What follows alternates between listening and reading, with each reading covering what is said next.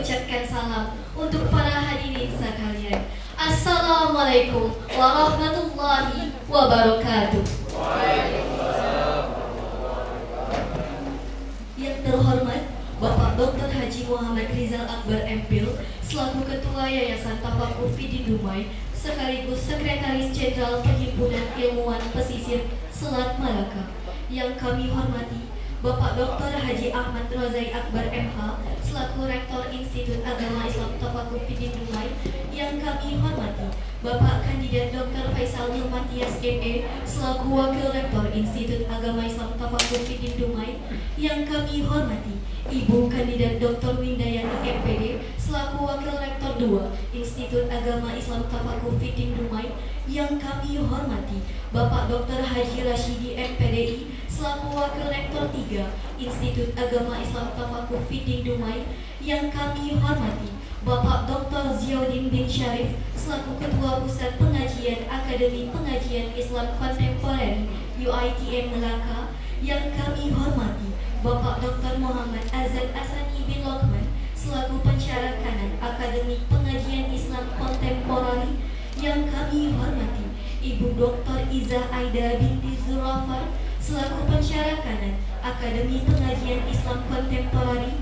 Yang kami hormati Ustazah Nuriza binti Muhammad Haji Daud selaku Pensyarah Akademi Pengajian Islam Kontemporer. Yang kami hormati para dekan, wakil dekan, ketua prodi, dan sekretaris prodi beserta dosen Institut Agama Islam Tafaqquh Fiddin Dumai. Yang kami hormati Ketua MKH Lembaga Adat Melayu Riau Kota Dumai Datuk Sri Haji Azrat Yazid. Yang kami hormati Ketua Dewan Pelaksana Harian Lembaga Adat Melayu Riau Kota Dumai Datuk Sri Dr. Andes Haji Zamur Egap. Yang kami hormati Sekretaris Lembaga Adat Melayu Riau Kota Dumai Datuk Januarizal MPD. Yang kami hormati Bendahara Umum LAM Datuk Zulkifli Abbas. Yang kami hormati Datuk Andi Azmi. Yang kami hormati Datuk Auzar. Yang kami hormati Datuk Ridwan Yunus. Yang kami hormati pengurus cabang, seluruh pengurus cabang Nadatul Ulama yang hadir pada sore hari ini. Yang kami hormati mahasiswa, mahasiswi, dan seluruh civitas akademika Institut Agama Islam Tafaqquh Fiddin Dumai. Yang kami hormati para pelajar dari UITM Melaka, Malaysia. Dan yang kami hormati seluruh tamu undangan yang hadir pada sore hari yang berbahagia saat ini. Alhamdulillahirrabbilalamin. Segala puji untuk Allah Subhanahu wa Ta'ala yang nikmatnya tiada terhitung, yang kebaikannya melampaui batas akal pikiran manusia, yang mengasihi tanpa akhir. Salawat beriring salam tak lupa pula kita hadiahkan pada baginda Rasulullah Sallallahu Alaihi Wasallam, manusia agung, teladan sempurna di setiap ruang dan waktu. Semoga acara pengantar bangsaan dan lawatan akademik UITM Melaka ke Institut Agama Islam Tafaqquh Fiddin Dumai mampu membawa secercah sinar keagungan Rasul sebagai sarana dalam melanjutkan perjuangan dakwah beliau menuju kebangkitan umat Islam nantinya.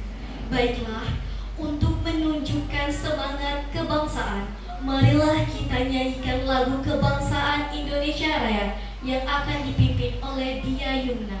Hadirin dimohon untuk berdiri.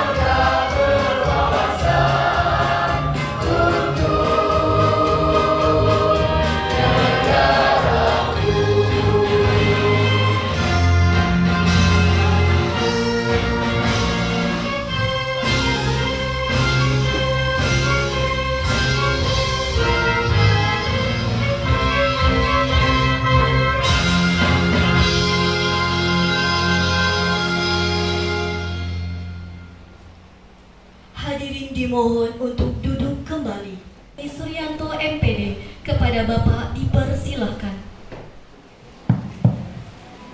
Bismillahirrahmanirrahim. Assalamualaikum warahmatullahi wabarakatuh.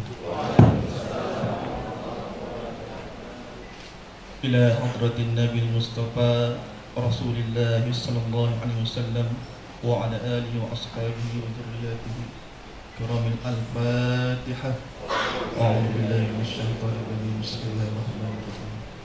Alhamdulillahi rabbil alamin. Arrahmanir rahim. Maliki yaumiddin. Iyyaka na'budu wa iyyaka nasta'in. Ihdinas siratal mustaqim. Siratal ladzina an'amta 'alaihim ghairil maghdubi 'alaihim waladdallin. A'udzu billahi minasy syaithanir rajim. Bismillahirrahmanirrahim. Alhamdulillahi rabbil alamin.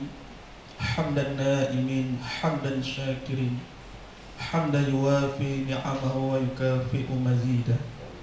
Ya Rabbana lakal hamdu kama yanbaghi jalali wajhikal karim wa 'azim sultanak wa habibina wa safi'ina wa dhukrina sayyidina wa maulana wa ala alihi wa sahbihi ajma'in. Allahumma antal ghafurur rahim, antal 'azizul hakim, anta ala kulli syai'in qadir, anta bi kulli syai'in alim. Ya Allah, ya Rahman, ya Rahim, hanya padamu sahaja kami panjangkan kesyukuran atas segala rahmat dan berkat-Mu ya Allah. Dan ya Allah, kami bersyukur pada hari ini ya Allah, Engkau pertemukan kami ya Allah dalam keadaan bahagia, sehat dan penuh kebersamaan. Hari ini kami mohon inayah dan taufik-Mu. Kurniakanlah kesejahteraan dan kebahagiaan kepada kami. Bukakanlah hati kami, lapangkanlah dada kami supaya kami dapat mengisi ilmu dan pengetahuan yang berguna untuk agama, bangsa dan negara ya Allah. Kami mohon kepadamu agar Engkau berkatilah majlis ini dengan limpahan rahmat-Mu. Semoga segala usaha kami dalam menjayakan majlis ini mendapatkan keredaan dan hidayah-Mu. Sesungguhnya pada hari ini kami berkumpul karena-Mu ya Allah, mengembangkan buah pikiran, menghubungkan silaturahim dan memberikan sokongan ke arah meningkatkan lagi relasi kami ya Allah. Dan kami juga mohon perlindungan dengan Engkau ya Allah daripada melakukan keburukan. Ya Allah, kurniakanlah kepada kami kejayaan ilmu pengetahuan dan hiasilah diri kami dengan sifat lemah lembut, serta muliakanlah kami dengan ketakwaan dan indahkanlah diri kami dengan kesabaran ma'afi wa zaina bil hikmi wa akhrina min taqwa wa jannina min afiyah. Allahumma nur qulubana bi nuri hidayatika kama nur al-ardh bi nuri syamsika bi qamarika abadan abadan. Rabbana zalamna anfusana wa in lam taghfir lana wa tarhamna lanakunanna minal khasirin. Rabbana atina fid dunya hasanah wa fil akhirati hasanah wa qina adzabannar. Assalamualaikum warahmatullahi wabarakatuh. Bapak Dr. Deni Suryanto MPD. Acara selanjutnya, sambutan selamat datang oleh Ketua Yayasan Institut Agama Islam Tafaqquh Fiddin Dumai, yakni oleh Bapak Dr. Haji Muhammad Rizal Akbar MPil. Kepada Bapak dipersilakan.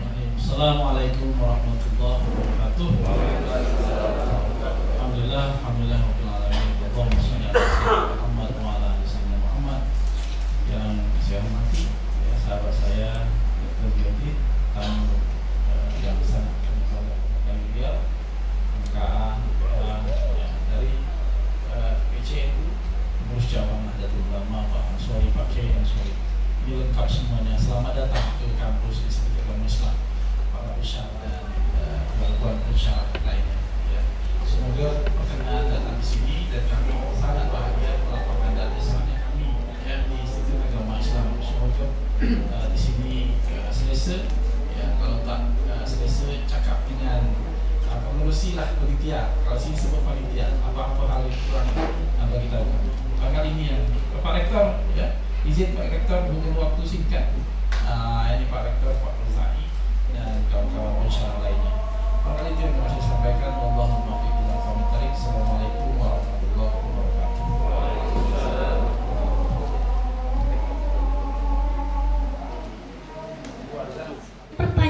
MOU antara Institut Agama Islam Tafakuh Fidin Dumai dengan UiTM Malaka Malaysia.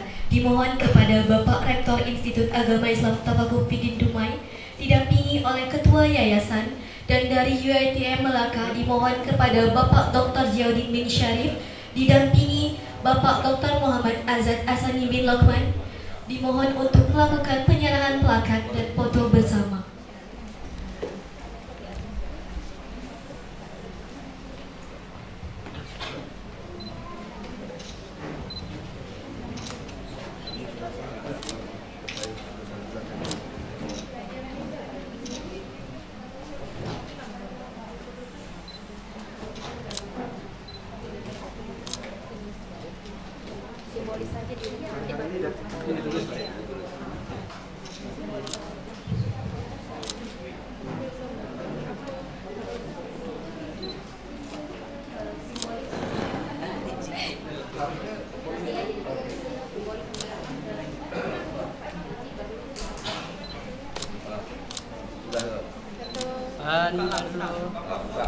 Anu dulu, 1, 2. Oke.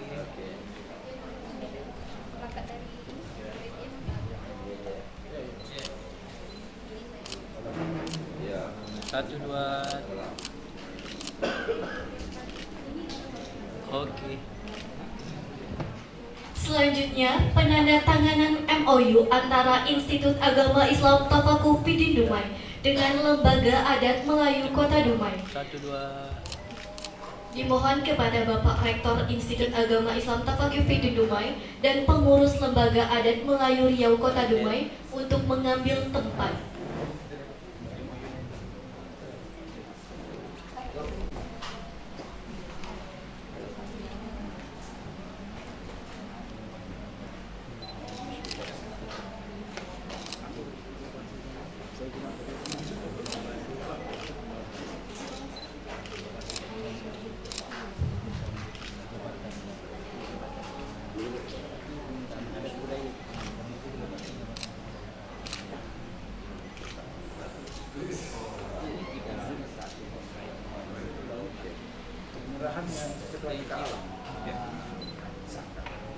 Selanjutnya, penandatanganan MOU antara Institut Agama Islam Tafakuh Fidin Dumai dengan pengurus cabang Nahdlatul Ulama Kota Dumai. Dimohon kepada Bapak Rektor dan seluruh pengurus cabang Nahdlatul Ulama untuk mengambil tempat.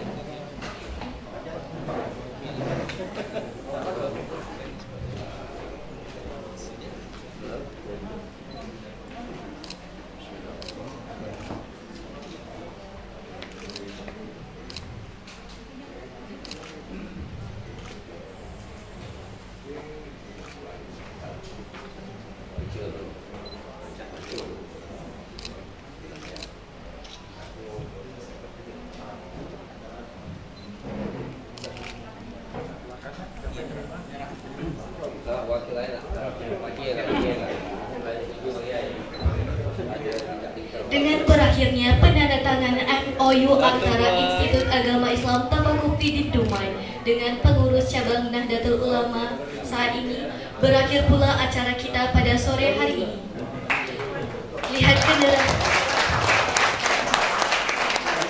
Lihat generasi rajin mengaji, tak lupa bawa bingkisan. Selesailah sudah acara sore hari ini. Maaf dan silap saya haturkan. Untuk acara selanjutnya akan ada kuliah umum oleh Bapak Dr. Rozali Akbar yang akan diadakan setelah selesai maghrib. Kepada seluruh undangan dimohon untuk kembali ke aula setelah melaksanakan sholat maghrib. Terima kasih. Alhamdulillah, salatu wassalamu ala rasulillah Sayyidina wa maulana Muhammadin ibn Abdillah wa ala alihi wa ashabihi wa man tabi'ahu wa mawala. Asyhadu an la ilaha illallah wahdahu la syarika lah wa asyhadu anna Muhammadan abduhu wa rasuluhu la nabiyya ba'dah. Allahumma sholli ala Sayyidina Muhammad wa ala ali Sayyidina Muhammad. Sekali lagi kami ucapkan selamat datang kepada rombongan dari UiTM Malacca ke kampus Institut Agama Islam Tafakuh Fiddin Dumai. Kalau mengingat Malaysia ada pantun dari Jarjit. Saya sering nonton Upin Ipin. 2-3 kucing berlari, mana kan sama si kucing belah. Kata orang UiTM, 2-3 dapat saya cari, mana kan sama UiTM seorang ni lah. Tepuk tangan dia kita semua. Disebabkan kita sudah semangat kerana sudah menikmati hidangan, marilah kita mulai saja kuliah ilmu dari Rektor Institut Agama Islam Tafakuh Fiddin Dumai pada malam hari ini dengan tema yang disampaikan, tajuk yang disampaikan yaitu penerapan kaidah fikih dan kaidah usuliyah di dalam fikih muamalah. Untuk tidak memperpanjang mukadimah, saya langsung menyerahkan mikrofon ini kepada Pak Rektor untuk menyampaikan sambutan atau menyampaikan sekaligus isi dari tajuk kuliah ilmu kita tadi. Kepada Pak Rektor saya persilakan dengan segala hormat. Nanti penuhkan. Baik, bismillahirrahmanirrahim. Assalamualaikum warahmatullahi wabarakatuh. Waalaikumsalam. Alhamdulillah wa syukurillah wa salatu wassalamu ala rasulillah wa salli wa sallim wa barik ala sayyidina Muhammad wa mawala la hawla wa la quwwata illa billah. Amma ba'd. Yang sama-sama kami hormati, kami muliakan rombongan yang datang hadir, terutama para pensyarah UiTM yang dalam hal ini yang familiar dengan saya itu adalah Dr. Ziauddin dan Azad, kemudian ada dua lagi Mutazah. Ini saya tak kenal namanya. Selamat datang saya ucapkan. Kemudian kepada pelajar-pelajar ya, kami ucapkan selamat datang. Dan pertama-tama marilah kita bersyukur kepada Allah Subhanahu wa taala karena kita ini hanyalah dapat melakukan sesuatu perencanaan, min proposes god divorces ya, al insan tafkiri wallahu tadbir.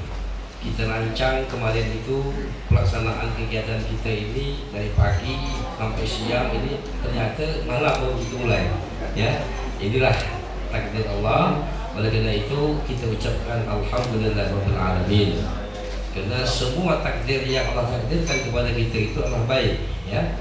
Kemudian salawat dan salam mari pula kita hadiahkan kepada junjungan alam Habibullah Muhammad Rasulullah sallallahu alaihi wasallam dengan ucapan Allahumma shalli ala sayyidina Muhammad wa ala ali sayyidina Muhammad. Mudah-mudahan kita akan beroleh syafaatnya di yaumil mahsyar. Amin ya rabbal alamin. Karena jasa-jasa baginda Rasulullah yang telah merintis ilmu pengetahuan ya, sehingga pada saat hari ini kita menuntut ilmu pengetahuan itu tak habis-habisnya ya. Jadi sampai umur kita habis, ilmu pengetahuan yang kita tuntut itu pun baru 1 juzuk, tak pernah tuntas dan tak pernah habis ya. Begitulah kayanya ilmu pengetahuan ini.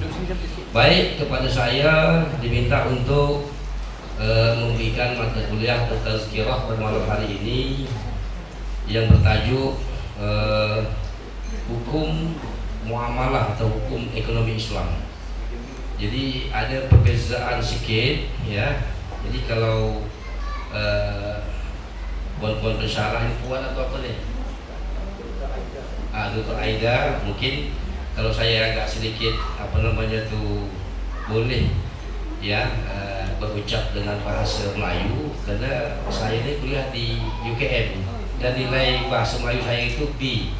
Kalau Pak Rita saya tahu apa dia.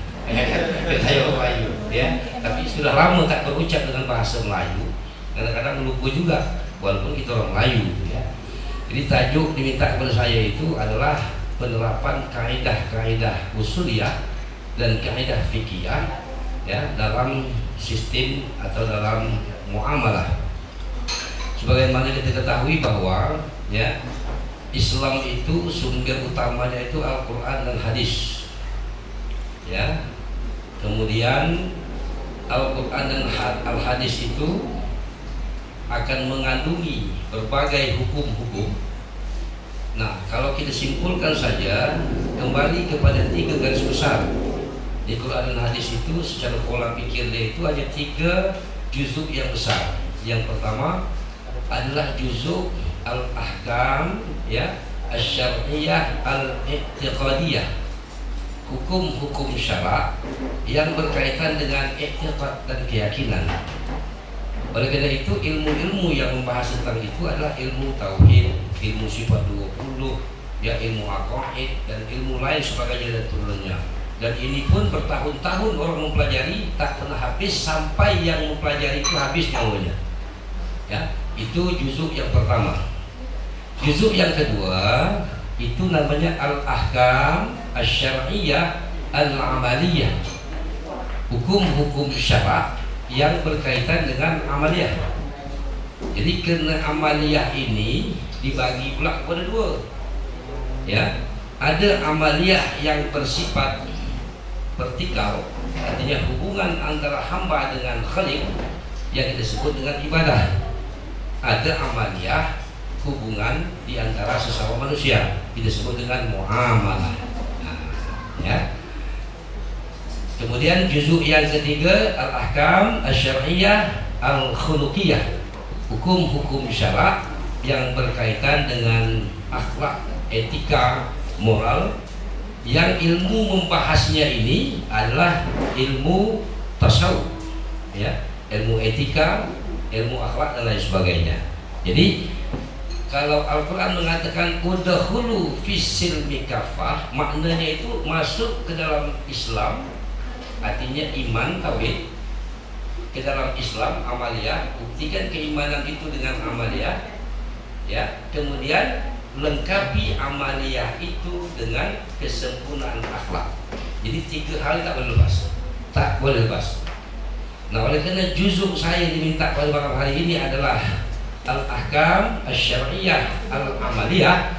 Oleh karena itu saya memulai perbincangan ini dengan mengedepankan ya kaidah-kaidah usuliyah dan kaidah-kaidah fikih, baik dari sisi peran ya kaidah tersebut maupun bagaimana caranya kita menerapkan kaidah tersebut dalam Al-Quran. Ada tak hukum atau ayat dalam Al-Quran yang menyatakan kita berangkat atau melakukan kontrak kerjasama? Ada? Tak ada kan? Tak ada. Tak ada secara tersurat. Tertanya lagi, ada tak hukum dalam Al-Quran yang menyatakan kita boleh makan soto? Ada? Tak ada. Kalau begitu kita anggap Quran ini tak lengkap. Quran sendiri mengatakan ma farratna bi syai', tak satu pun kami alfakan dalam Quran. Nah, jawabannya adalah ya ketiadaannya itu secara tersurat, ya, tapi secara tersirat ada. Maka untuk mengeluarkan hukum-hukum yang tersurat ini memerlukan sebuah metodologi, dan metodologi itu oleh para ulama disusunlah yang disebut dengan kaidah usuliyah dan kaidah fiqhiyah. Saya tidak mendefinisikan apa itu kaidah usuliyah, saya pikir itu sudah kita maklum secara bersama. Tapi saya hanya ingin menjelaskan bahwa ada perbedaan antara kaidah fiqhiyah dan kaidah usuliyah. Ya, kalau dalam hal ibadat itu kaidah yang berlaku secara umum itu pertama al-ibadatu atau al-aslu fil ibadatil tahrim. Asal hukum dalam ibadat itu haram. Ya. Oleh karena itu muncullah kaidah yang kedua mengatakan la ya'budullahu illa bima syuri'a.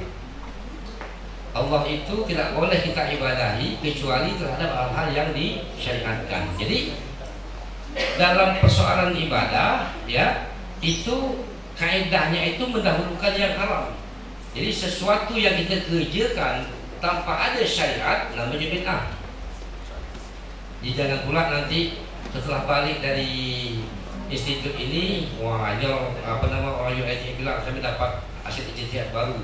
Kena mengingat dengan perkembangan teknologi, dengan panas yang begitu ekstrim, maka kita cuba berijtihad.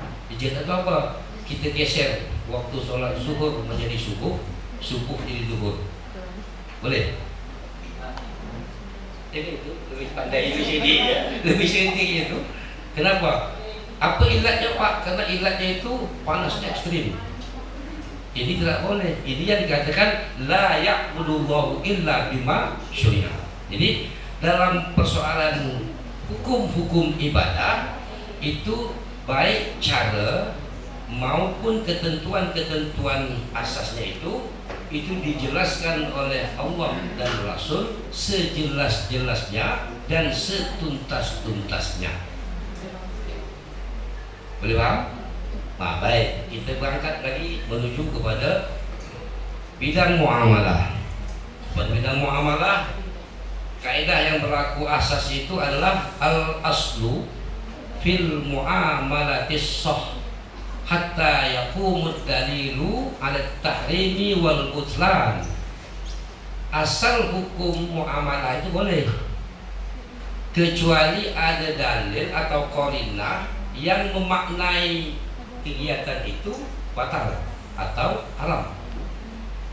Jadi kalau begitu, ya, segala sesuatu itu secara secara hukum muamalahnya boleh. Jadi baik berkaitan dengan transaksi, ya, antara sesama kita, baik dalam bentuk hutang piutang maupun dalam bentuk pengaturan muamalat yang lainnya. Karena kalau muamalah ini kita pisah dan kita racik-racik lagi, banyak lagi sebenarnya. Jadi segala hubungan selain dengan Allah disebut muamalah. Yang hubungan dengan, ya, hal-hal yang berkaitan dengan nikah kawin kita sebut dengan munakahat. Ya, hal-hal yang berkaitan dengan harta benda peninggalan orang tua atau pewaris disebut dengan al-mawaris. Ya, sesuatu yang bersifat dengan kepemimpinan politik siasah disebut dengan al-imamah. Jadi muamalah ini sangat luas sekali sebenarnya, sangat luas sekali, ya, juzuknya itu.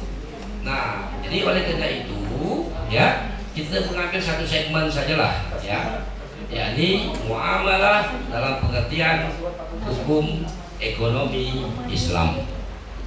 Baik, Bapak-bapak dan Ibu-ibu, para pensyarah dan para pelajar yang dirahmati Allah.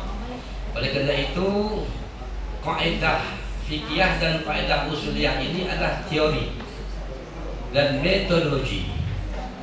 Sudah teruji semenjak abad kedua dan abad ketiga, ya, itu tidak ada yang lebih valid, ya, yang lebih benar, yang lebih tepat dalam melihat atau dalam mengeluarkan hukum kecuali adalah ilmu usul fikih.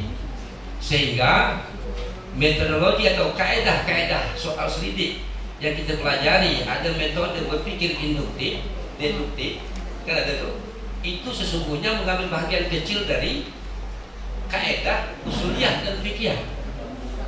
Tapi apakah sama dan berbeza antara kaedah usuliyah dan fikih? Berbeza. Kalau kaedah usuliyah itu berkaitan dengan takhrijul ahkam min adillah. Dia itu berfungsi untuk mengeluarkan hukum dan dalil. Ya.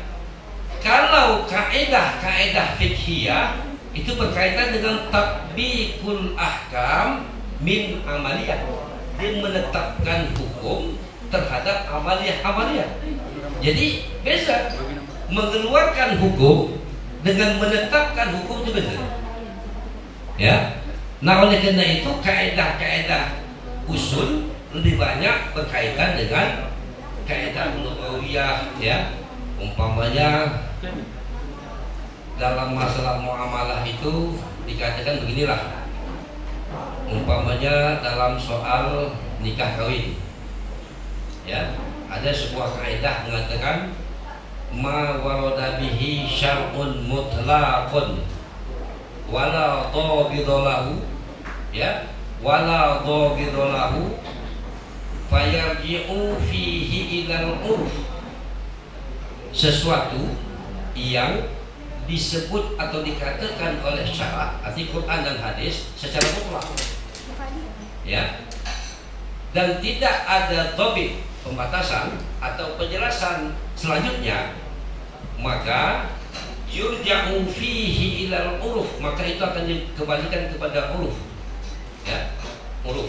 Nah, kita ambil misalan terhadap kata-kata nikah. Cuba kita selidik dalam Quran dan hadis, ada tak kata-kata nikah itu kecuali secara mutlak? Al-Quran hanya mengatakan nikah itu wa'atun nikah as-sadaqatihinna nihla, ya. Kemudian hadis Nabi juga mengatakan ya an-nikah sunnati. Kan tak ada Quran mengatakan nikah itu mesti bulan ini, mesti hari ini, pakaiannya ini, tempatnya di sini, Pak Kadi atau Tuk Pengulunya ini, kan ada? Ada? Tak ada. Artinya Quran dan hadis menyatakan satu istilah pernikahan itu dengan mutlak dan wala dhabidalahu, tidak didhabitkan. Hadis hanya menyatakan iltamis walau khataman min jadid, berilah emas kawin walaupun dari bentuk cincin yang terbuat dari besi, ya, hanya menyatakan itu saja. Lalu yurja'u fihi ilal uruf, ketika dia pergi ke Dumai, maka disempurnakanlah syarat itu dengan adat istiadat Dumai. Ketika dia pergi ke Melaka, disempurnakanlah dengan adat istiadat Melaka, ya. Jadi begitulah begitulah dinamis, ya, dinamis dan lenturnya hukum-hukum muamalah itu. Jadi kembali saya tanyakan lagi, ya, apa fungsi dan peran dari kaidah-kaidah usuliyah dan kaidah fikhiyah itu adalah sebagai metode berfikir dan merupakan metodologi untuk mentakhrikkan hukum dan mentatbikkan hukum. Jadi antara takhrijul ahkam dengan tatbikul ahkam itu kerjanya sama saja sebenarnya, ya. Oleh karena itu ketika dia lahir dari hasil tatbikul ahkam dan takhrijul ahkam, maka lahirlah sesuatu yang kita kenal dengan fiqh atau fikih. Pertanyaan selanjutnya, ma huwal fikih? Apa itu fikih? Fikih itu wardil mutakallim an kalamih, artinya kepahaman seseorang dari satu konteks pembicaraan. Ada dua paham, paham secara biasa, paham secara mendalam, ya. Jadi kalau kita umpamanya makan soto, terasa kita enak, ya, itu paham. Tapi paham kita sebatas itu aja. Tapi ada orang yang lebih paham, berarti ini ditaruh ini nih, ini ditaruh ini nih, ini letak ini nih, ini dibubuh ini nih, bumbu ini nih, itu pahamnya mendalam. Jadi fikih yang dikehendaki dengan maksud kita itu mendalam, bukan paham yang zahiriah, ya. Oleh karena itu kata Al-Juzjani mengatakan, ya, al-fiqhu huwa lughah ibaratun fahmun wardil mutakallim an kalami wa fi istilahin al-ilmu bil ahkam asy-syar'iyyatul amaliyah al-muqtasid min adillatiha at-tafsiliyah. Kumpulan-kumpulan hukum yang diupayakan. Apakah diupaya ini? Memahami. Kerjanya dua saja. Satu takhrid, yang kedua tatbik. Kalau mentahrid hukum, metodenya adalah usuliyah. Kalau mentatbikkan hukum, metodenya adalah fikhiyah. Jadi kaidah-kaidah fikhiyah itu, ya, kalau kita mempelajari kaidah itu sendiri sebenarnya itu cukup luas, ya. Di kalangan kaidah fikhiyah aja ada kaidah asasiyah. Dari kaidah asasiyah itu melahirkan lagi beribu-ribu kaidah hanya dari satu. Umpamanya al-umuru bimaqasidiha. Itu kaidah pertama asasiyah, ya. Al-khamsah al-asasiyah. itu panjang lagi, tapi saya tidak ceritakan itu. Saya ceritakan bahwa ilmu fikih itu adalah wahwa ilmu mustanbatun birra'yi wal ijtihad, bahwa ilmu fikih itu harus terlahir dengan metodologi takhlid dan tatbik tadi itu, ya, itu akan melahirkan hukum-hukum yang memerlukan wa ta'ammuli wa talabin. Artinya sempurna dia menggunakan akal fikir yang berdasarkan metodologi tadi itu, ya, untuk menemukan minas shawab, menemukan kebenaran.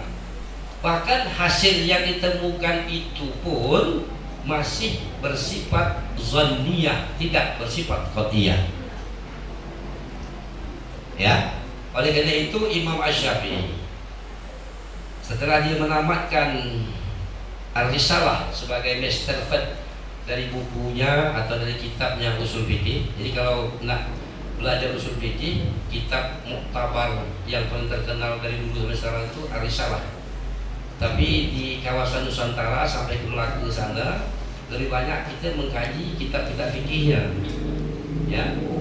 Oleh karena itu kita lebih banyak mengumpulkan hukum-hukum yang telah dihasil ijtihadkan oleh Imam Syafi'i ketimbang metodologi bagaimana Imam Syafi'i menyimpulkan hukum.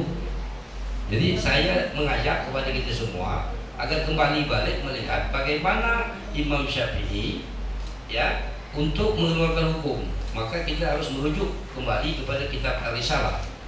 Kitab Ar-Risalah itu bukan Imam Syafi'i tulis. Dipanggil murid dia, ya, murid sini, engkau tulis. Dia cakap melahirkan beribu-ribu halaman.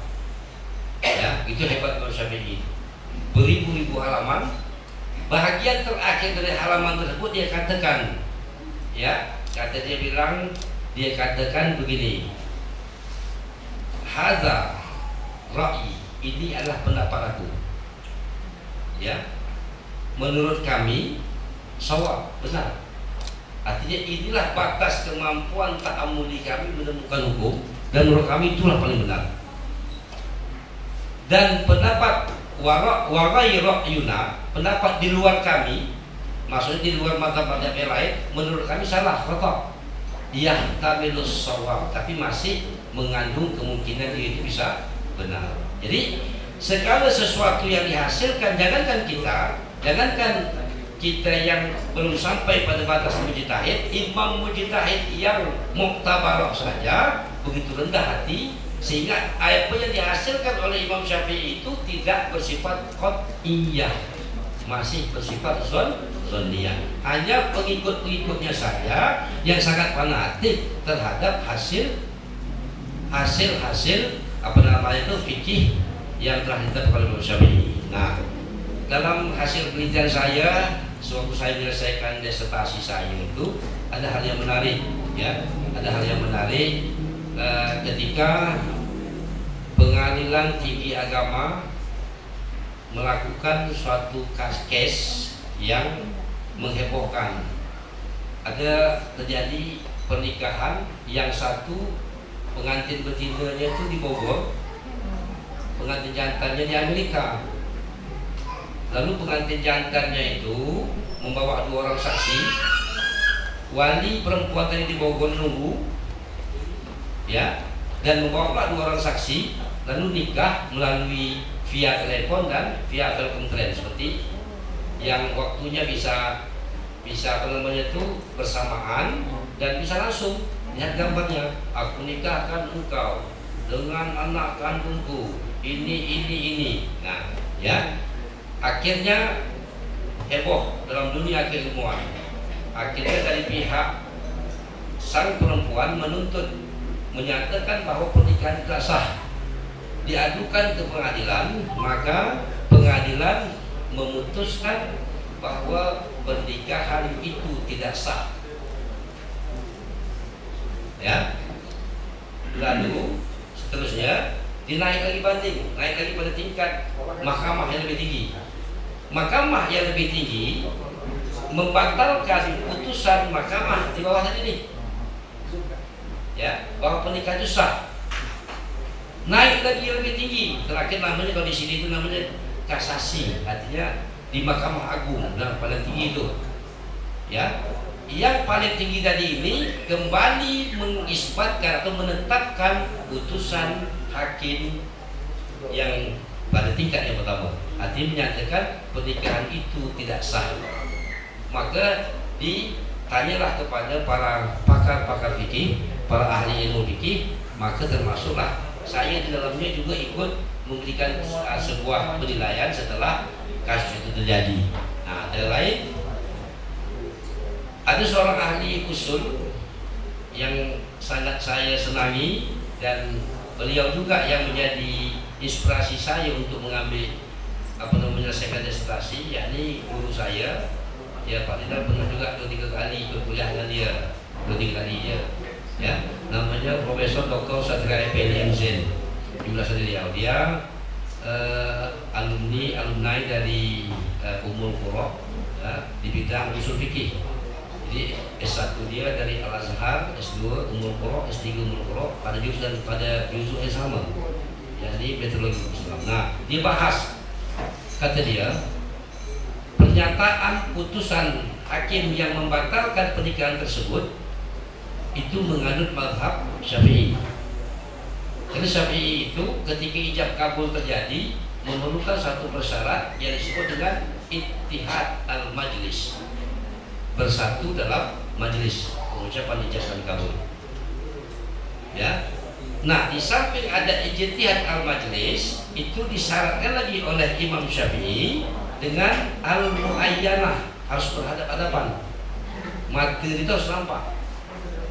Ya, yang mengucapkan itu harus bersentuhan musafahah, harus bersentuhan. Artinya mata dia nengok, telinga dia dengar, ya, ucapan itu, kemudian sambutannya itu tidak boleh putus mu'allaq. Ketika orang juga suka tuh, tak boleh putus mu'allaq. Ya, jadi kalau orang perempuan kita tahu, ini orang lelaki tahu, Pak Nengudi tahu nih, aku nikahkan tunai, aku terima nikah kan gitu, tak boleh putus mu'allaq. Jadi kalau putus mu'allaq itu boleh ya belum mengesahkan, nanti saksi nikah itu ulang lagi, nah kayak gitu kan, ulang lagi. Nah, Imam Syafi'i membataskan bahwa pernikahan yang dilakukan dengan ittihad al-majlis itu memerlukan persyaratan al-muayyanah, artinya harus saling bersatu tempat, bersatu waktu. Pernikahan tersebut hanyalah bersatu waktu, tidak bersatu tempat. Yang satu di Bogor, yang satu di Amerika. Artinya tak terpenuhi persyaratan oleh Imam Syafi'i. Makanya karena pengadilan agama pertama menganut mazhab Syafi'i, dia katakan pernikahan itu batal. Paham? Tapi pada paras yang kedua, yakni Imam Abu Hanifah atau Hanafiyah mengatakan bahwa syarat pernikahan itu tidak memerlukan al-muayyanah, yang diperlukan itu adalah ittihad al-majlis, bersatu dalam majlis.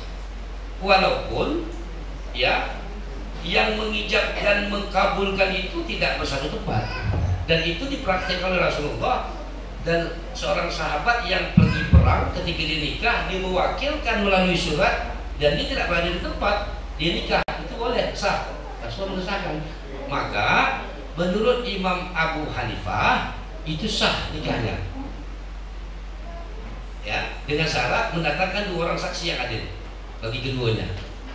Nah, oleh karena di Indonesia ya dan di Malaysia juga sama, jadi Brunei juga begitu, lebih cenderung kita lebih menganut mazhab Syafi'iyah, maka kita kadang-kadang ya, karena kita tidak mengambil metodologi berpikirnya, tapi mengambil fikih hasil ijtihadnya yang abad kedua itu, sehingga kadang-kadang terkesan Islam yang kita bawa itu sudah tak cocok lagi, tak sesuai lagi. Bukan kerana hasil ijtihad tak bagus, ya, tapi sudah tidak sesuai dengan keadaan, sudah tidak sesuai dengan zaman, ya. Jadi guru saya itu mengatakan bahwa prinsip-prinsip hukum itu adalah dia itu adalah likulli yang pertamanin wa makanin. Artinya dia sesuai untuk atau menyesuaikan dengan kondisi zaman. Nah, oleh karena itu ya tidak ada cara lain bagi kita untuk mentaklidkan hukum, ya, mentaklidkan hukum, ya, kecuali dengan melalui metodologi usuliyah dan metodologi fiqhiyah. Nah, lebih menariknya itu kalau kita baca buku yang ditulis oleh siapa itu namanya, Wahbah Zuhaili, dan baru saya baca lupa kalau saya namanya. Dia katakan begini, untuk penerapan kaidah itu, kalau misalnya kita melakukan kias, ya, melakukan kias itu kan ada rukun kiasnya itu. Rukun kiasnya itu kan ada hukum asal, ada hukum furu', ya, ada apa namanya itu, ada kias, kemudian ada yang makis yang akan ditempatkan kias. Terus yang penting itu ilah, al-hukmu yadurru ma'al illah wujudan wa adama. Nah, tapi menurut ilmuwan hadis ini, saya lupa nama dia, namanya betul sekali itu, orang dari Damaskus, dia mengatakan untuk seukuran kita sekarang ini, masalah kontemporari, kita boleh menggunakan hasil ijtihad para imam mujtahid yang terdahulu itu sebagai hukum asal. Jadi kita boleh mengkiaskan dan menjadikan dia sebagai asal. Sebenarnya hukum asal itu kan ketentuan syarak, ya, Quran atau hadis, kan gitu tuh, ya. Tapi katanya boleh. Kenapa? Karena semakin berkembangnya masa, jadi berkembangnya zaman, sehingga banyak persoalan-persoalan secara tersurat tidak ada dalam Quran dan hadis, tapi secara tersirat semuanya itu pastilah Allah dan Rasul takkan lupa atau mendiamkan. Makanya sesuatu yang haram dan apa yang diharamkan oleh kitab Allah dan Rasul memang dia haram. Sesuatu yang didiamkan bukan Allah lupa, tapi itu adalah ruang yang dimaafkan dan ruang memberikan kesempatan bagi para imam mujtahid dan termasuk kita-kita yang belajar ini untuk menggunakan metodologi untuk melahirkan hukum dalam rangka menjawab persoalan-persoalan kontemporari atau persoalan-persoalan kekinian yang tidak pernah ada dan terbayang pada masa abad kedua, ketiga, ketika fikih mengalami sesuatu yang masa kejayaan. Oleh karena itu, ya, dengan kunci ini sebenarnya banyak hal. Umpamanya dalam masalah haji, itu banyak masalah-masalah yang tak dijumpa. Karena di zaman Imam Syafi'i dulu orang pergi haji tak pernah terbayang pakai kapal terbang, ya. Kalau Imam Syafi'i mungkin berfikir yang ini jin atau apa nih? Orang fikir kok besi bisa terbang, bawa beban lagi, ya. Jadi itu zamannya gitu, zaman dia, ya. Nah, tapi hari ini semuanya itu menjadi sesuatu yang nyata saja. Nah, makanya kita boleh, ya, menjadikan hasil ijtihad para imam mujtahid itu sebagai satu sandaran atau hukum asal, ya, untuk meletakkan hukum pada huruf. Yang penting ada ilat yang sama, karena al-hukmu yadurru ma'al ilah wujudan wa adama. Hukum itu berputar dengan adanya ilat atau tidak ada ilat, maka bisa ditetapkan hukum. Jadi persoalan muamalah itu sebenarnya sederhana saja, selama tidak ada yang melarangnya, boleh dijalan aja. Jadi kalau kemarin saya berangkat ke Semarang, kebetulan saya ada makan soto di sana. Saya tak tahu di sebelahnya itu ada soto yang menjual belalang, ya, belalang, ada kodok, tahu kata. Banyak pengantungan. Akhirnya saya geli, tak jadi saya makan yang bukan belalang tadi deh. Karena saya geli aja. Tapi barangkali bagi mazhab yang lain boleh aja, tak masalah. Ya kan? Karena tidak ada larangan. Tapi kalau dia terjadi pada saya pribadi itu menjijikkan, untuk saya dia tak boleh. Bagi untuk orang boleh aja, tak masalah. Ya kan? Itulah hebatnya muamalah. Itulah uniknya persoalan-persoalan muamalah. Tapi kita harus kembali balik kepada al-aslu fil muamalati sah hatta yaqumud dalil wal tahlil wal butlan, ya. Jadi itu kuncinya. Nah, apalagi dalam persoalan-persoalan ekonomi syariah, ekonomi Islam. Kenapa di Indonesia berbeza sikit dalam penyebutan? Ya, di dunia ini orang nyebut ekonomi Islam, tapi di Indonesia ini ekonomi syariah lebih anunya. Sebenarnya itu ada unsur politis, ya, unsur politis. Karena di Indonesia ini hidup berbagai suku dan agama, dan itu saling pengaruh mempengaruhi. Oleh karena itu, kalau menyebut istilah Islam itu agama lain akan merasa cemburu. Nah, oleh pemerintah Indonesia supaya tak merasa cemburu, maka dipindahkanlah istilah Islam itu kepada syariah. Jadi jangan jadi heran pula ya, apa pula pasal ke Indonesia itu ekonomi syariah itu ada politisnya, ya, ada politisnya apa ya. Yang penting benda itu sama dalam hukum ekonomi dan dalam hukum keterikatan atau perjanjian. Ya kan? Yang penting itu adalah makna. Al aslu fil qaul al haqiqah. Pada asalnya dari suatu istilah itu yang penting makna yang sebenarnya. Maknanya kan ekonomi Islam. Karena Islam itu berdasarkan syariat. Jadi supaya agama lain tidak merasa cemburu, tidak merasa iri, maka diperkenalkanlah ekonomi syariah. Maka di Indonesia ini kalau pergi ke mana ada kedai syariah, ada bakso syariah pun ada. Tak percaya besok kita bawa ada bakso syariah. Karaoke syariah. Karaoke syariah pun ada. Ada ya. Semua ada. Jadi tu.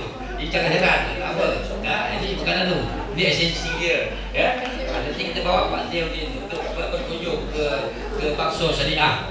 Nah, jadi barangkali ini sajalah yang dapat saya tazkirahkan pada malam hari ini, kerana kebetulan juga tetangga saya ada nak mengucap malam ini dan dia betul-betul berharap dengan saya untuk menjadi saksi.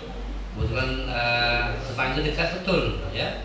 Jadi oleh kerana itu mungkin saya mohon maaf setelah ini saya untuk meninggalkan majlis ini, kerana untuk memenuhi hajat orang. Hajat itu lama dah. Ya kan samalah dengan hajat saya dengan Pak Dendi dulu dari sebelum Covid lagi. Datang Covid, timbul masalah ini, datang ini tapi alhamdulillah baru hari ini kita dapat wujudkan, ya.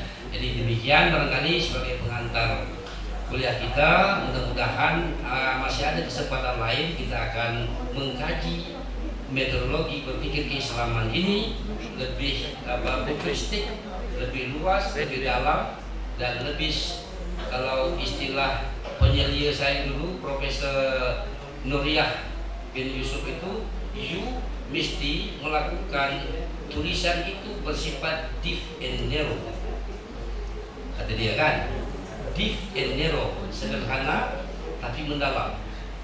Saya tahu kerana orang kampung kita kebetulan dia berasal daripada Indonesia, tapi jadi profesor kerana dia ayah emak dia asal daripada Indonesia, dia lahir di Johor, jadi profesor. Jadi penjelian saya di UKM dikatakan orang Indonesia itu dia suka besar-besar tapi dangkal, kata dia.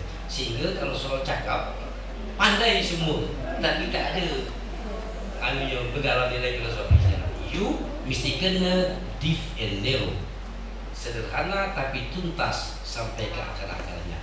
Mudah-mudahan ya UiTM harus juga mengembangkan cara pola pikirnya seperti itu untuk menghadapi tantangan-tantangan semasa, ya, dan untuk menjawab berbagai persoalan-persoalan yang muncul, ya, di tengah masyarakat, yang itu sebuah keniscayaan tak boleh ditolak.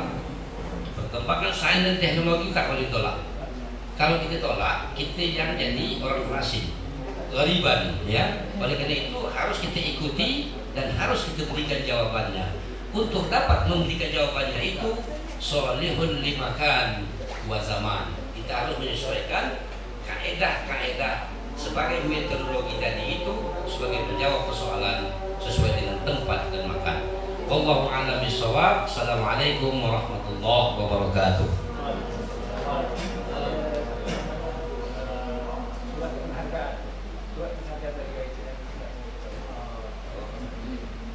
Baik, terima kasih banyak kepada Pak Rektor kita, Bapak Dr. Haji Ahmad Rozai Akbar SAG MH, yang telah menyampaikan kuliah ilmu tadi yang bertajuk tentang penerapan kaedah usuliyah dan kaedah fikih di dalam muamalah. Mungkin sebelum kita lanjut ke acara berikutnya, ada surat penghargaan yang akan diberikan dari pihak UiTM oleh Dr. Ziauddin Syarif kepada Bapak Rektor kita, Bapak Haji Ahmad Rozai Akbar. Mungkin kita minta tolong ada, kalau bahasa Melayu, tuai padi antara masak, esok jangan layu-layuan. Ini orang Malaysia faham betul lah, dia lagu Gurih Hitam Jiwa lah. Intai kami antara nampak, besok jangan rindu-rinduan. Itu dah surai betul, memang Melayu lah. Okay, dan kita dari Malaysia, sebab tadi tergesa-gesa dikarenakan waktu ya. Boleh Pak ya, saya kenalkan sedikit. Dimulai dari pensyarah, ada 4 orang. Yang pertama, yang nama saya panggil, minta untuk berdiri ya, biar kita nampak handsome dan beautiful, Dr. Ziauddin Syarif. Dia yang duduk paling depan ya. Ini pensyarah kanan barangkali ya, senior lecturer. Lalu Dr. Muhammad Azad Ahsani Luqman, Dr. Izzah Nur Aida Zurrafa, Nurizah Muhammad binti Haji Daud. Itulah pensyarah yang ber-4 orang. Lanjut pelajar diploma muamalat. Yang pertama Amir Hamzah bin Amran. Yang kedua Muhammad Ammar Danis bin Muhammad. Yang ketiga Muhammad Ishraq Farihin bin Seman. Muhammad Luqman Hakim bin Muhammad Saufi. Sabarudin. Jadi ingat yang Peramli ya, Sabarudin ni. Nur Hidayah binti Muhammad. Nur Azalia Hanim binti Khairil Hafifi. Aina Amira binti Muhammad Salihin. Alia Zahirah binti Azizul. Siti Nurmadihah binti Kamarudin. Itulah para pelajar diploma muamalat kita dari UiTM. Nah, kalau ada ya. Okey, baik. Jalan-jalan ke bandaraya, membeli apple dan semangka. Jangan malu-malu nak bertanya sebelum kita tutup acara. Kalau ada nak ditanyakan, apa-apa. Ada kira-kira? Atau mungkin kita nanti ada kajian lebih mendalam lagi. Ada? Dan soalan yang ingin diajukan kepada doktor adalah di Malaysia banyak berlakunya permasalahan yang timbul, dan seperti yang kita tahu ada kawan fikir, ada kawan usuliah seperti yang dibawa doktor pasal nikah dan sebagainya. Tetapi adalah menjadi satu kerisauan adalah sesungguhnya benda ini merupakan satu amanah daripada Tuhan kepada kita, yang mana risau digunakan tanpa batas. Maksudnya dalam mengeluarkan hukum, terdapat beberapa individu yang mengeluarkan hukum tapi tanpa ada asal yang hukum. Itu yang merisaukan. Jadinya memandangkan Indonesia merupakan negara yang banyak berdepan dengan cabaran-cabaran ini, inginlah kami untuk mendapatkan apa-apa nasihat dan kaedah untuk menyelesaikan dan untuk masa hadapan kita. Baik, jadi Al-Quran sudah lama mengatakan Bismillahirrahmanirrahim, wala tasifu alsinatakum hadza halalun wa hadza haramun litaftaru 'ala Allahil kadzib. Janganlah kamu terlalu mudah menggerakkan lidahmu mengatakan ini halal, ini haram. Litaftaru 'ala Allah, dengan kebodohan yang ujungnya Allah nak ditipunya. Ya. Kadang-kadang dengan kepentingan politik, dengan kepentingan yang lainnya itu dia nak tipu Allah, padahal dia tak tahu apa-apa. Nah, oleh karena itu ya syogianya sebagai pelajar harus mendalami metodologi ini. Ya, kita kan boleh apa namanya itu berhubungan meskipun tidak bersatu secara tempat, tapi boleh kita ya mungkin memperdalam pengetahuan ini dengan melakukan kontrak kerjasama tadi ini. Ya, salah satunya itu. Oleh karena itu menurut saya tidak ada cara lain, kita harus kembali balik kepada cara-cara ditentukan oleh ulama-ulama salafiyah, bukan salafi ya, sini salafi banyak, bukan salafi. Yang ingat tuh ulama-ulama salafiyah yang mengatakan bahwa sesungguhnya umat ini tidak akan baik kecuali dengan melakukan perbaikan seperti yang dilakukan oleh umat-umat atau oleh Nabi dan para sahabatnya. Nanti kembali balik kepada Al-Quran dan hadis yang menentukan bahwa syahidallahu annahu la ilaha illa huwa wal malaikati wa ulul ilmi. Allah bersaksi tentang dirinya sebagai Tuhan, diikuti oleh para malaikat dan orang-orang berilmu. Allah aja menghormati orang berilmu.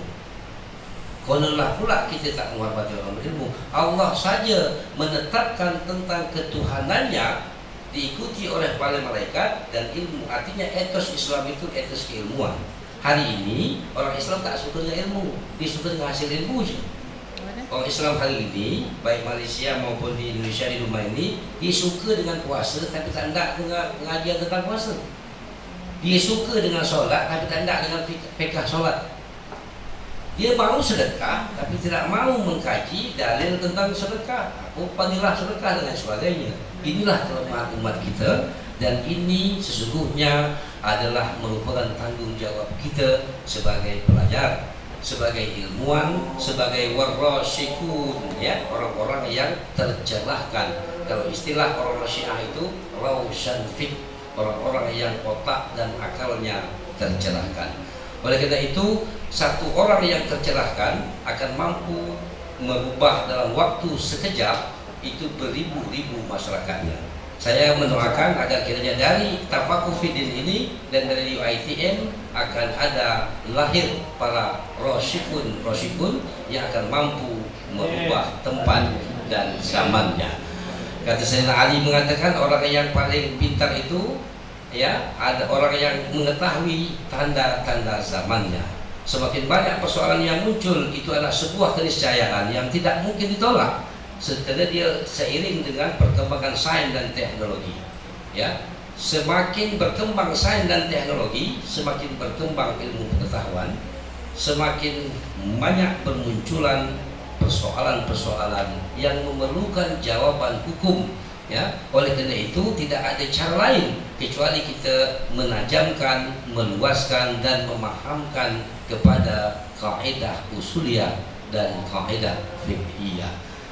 Apabila kita sudah mampu melakukan kaidah usuliyah dan fiqhiyah, maka kita akan mampu melakukan takhrid wa tatbiqul ahkam min adillatiha at-tafsiliyah. Semoga ya kedua institusi ini mampu melahirkan para fuqaha untuk menjawab tantangan dan cabaran zamannya dan persoalan-persoalan yang muncul ini. Wallahu a'lam bishawab. Assalamualaikum.